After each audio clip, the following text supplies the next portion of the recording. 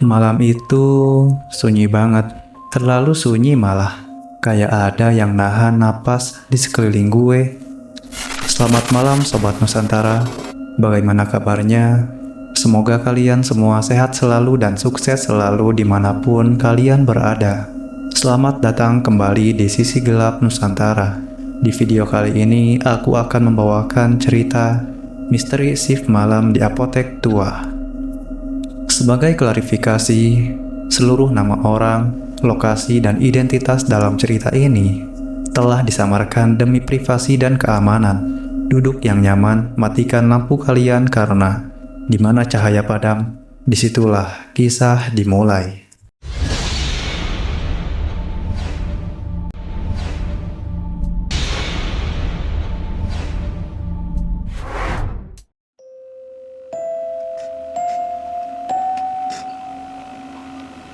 Jadi gini, cerita ini datang dari teman gue.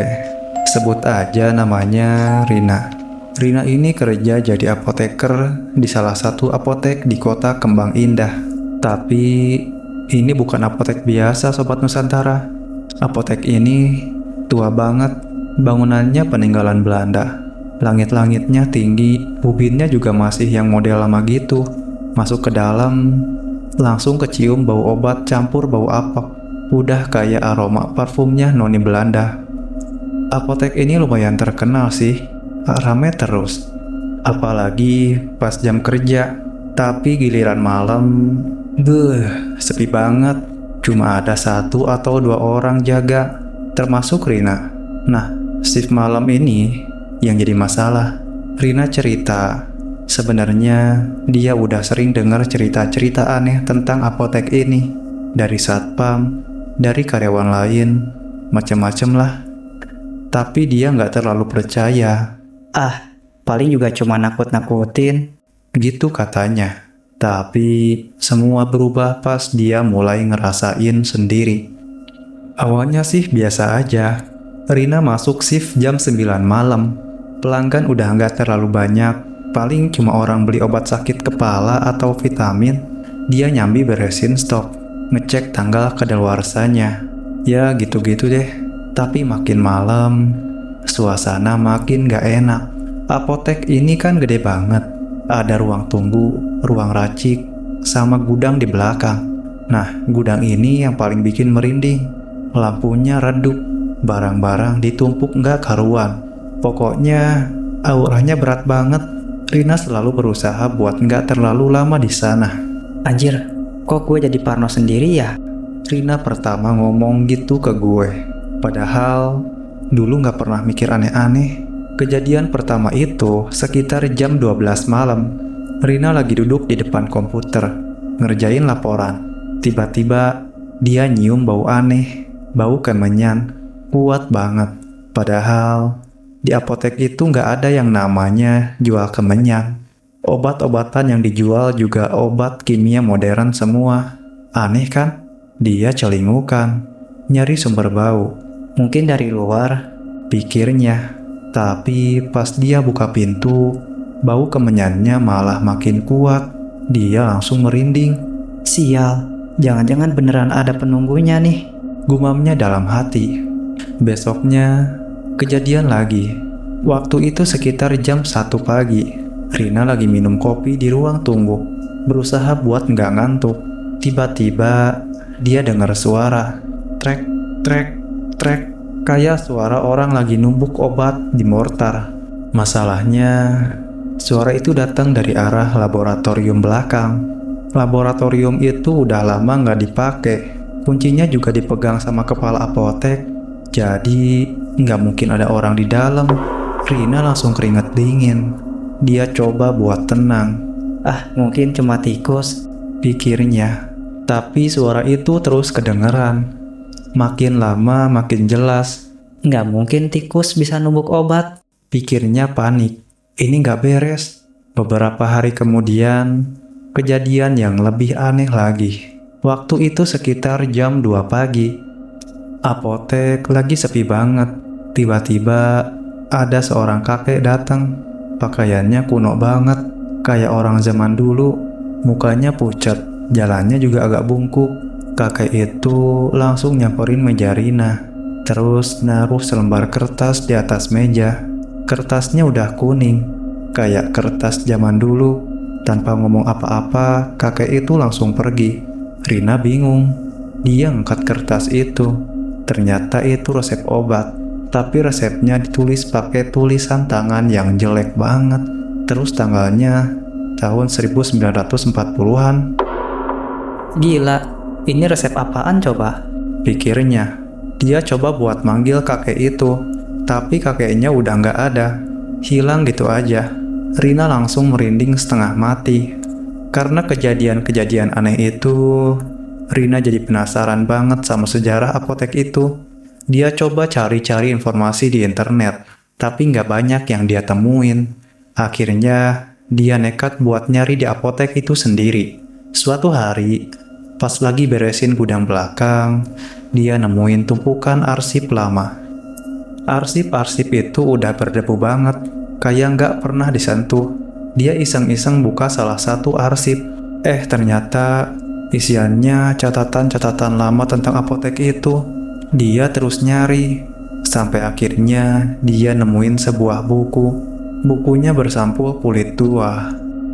Terus ada tulisan tangan di depannya, resep rahasia, gitu tulisannya. Rina langsung deg-degan. Dia buka buku itu. Ternyata isinya bukan resep obat biasa. Isinya catatan eksperimen dari seorang apoteker zaman dulu. Apoteker itu kayaknya obsesi banget buat nyembuhin penyakit, sampai dia nyoba-nyoba bikin obat yang nggak masuk akal. Rina terus baca buku itu. Makin lama, dia makin ngeri. Ternyata apoteker itu nggak cuma nyoba nyembuhin penyakit, dia juga nyoba buat ngidupin orang mati. Dia nyatet semua eksperimennya di buku itu. Bahan-bahan yang dia pakai aneh-aneh banget, dari ramuan herbal sampai organ tubuh manusia. Dia nyoba buat ngeramu obat yang bisa ngembaliin orang yang udah meninggal. Gila, ini orang sesat banget. Pikir Rina. Nggak nyangka ada orang kayak gini di apotek ini. Ternyata apoteker itu ngelakuin eksperimen itu karena dia pengen ngidupin lagi keluarganya yang udah meninggal. Dia obsesi banget, sampai dia rela ngelakuin apa aja. Malam itu, Rina lagi jaga sendirian di apotek. Dia nggak bisa tidur, kepikiran terus sama buku resep itu. Dia ngerasa ada yang ngawasin dia.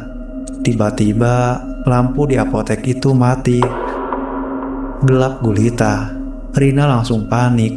Dia nyoba buat nyalain lampu tapi nggak bisa. Sial, mati lampu segala. Gumamnya. Dia ngambil senter dari tasnya, terus nyalain. Dia mulai jalan keliling apotek, nyari sumber masalahnya. Pas dia lewat depan laboratorium belakang, dia ngerasa ada yang aneh. Udara di sekitar situ dingin banget. Tiba-tiba, dia dengar suara bisikan, lirih banget, kayak suara orang lagi manggil namanya. Rina. Rina langsung membeku. Dia nengok ke arah laboratorium. Di balik jendela laboratorium, dia ngeliat bayangan.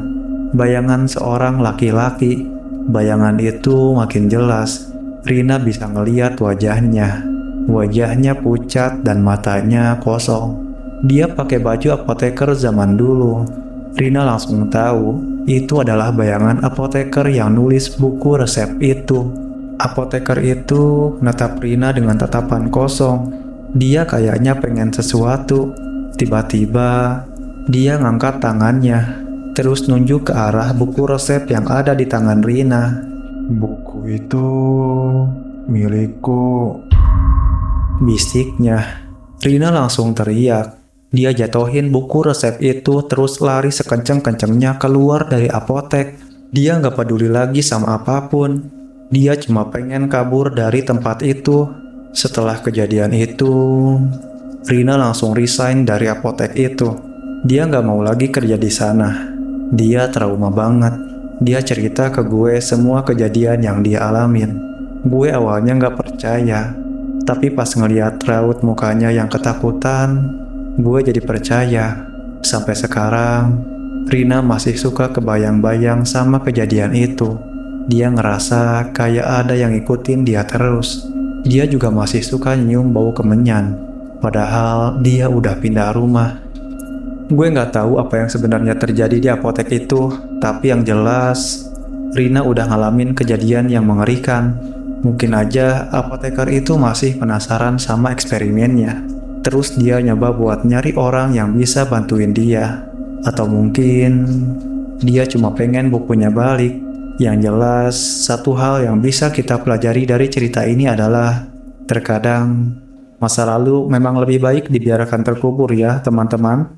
Jangan pernah coba buat ngebangkitin sesuatu yang udah mati, karena akibatnya bisa fatal. Gimana menurut kalian? Pernah punya pengalaman serupa di tempat kerja? Tulis di kolom komentar ya. Terima kasih banget buat kalian yang udah nonton videonya dari awal sampai akhir. Kalau kalian suka dengan video ini, kalian bisa klik like di bawah ini dan share ke teman-teman kalian kalau kalian merasa merinding, meskipun cuma sedikit. Dan yang lebih penting, jangan lupa untuk subscribe di channel ini biar kalian gak ketinggalan update-update cerita terbaru dari sisi gelap Nusantara. Oke teman-teman, sampai jumpa di video berikutnya. Di mana cahaya padam, disitulah kisah dimulai.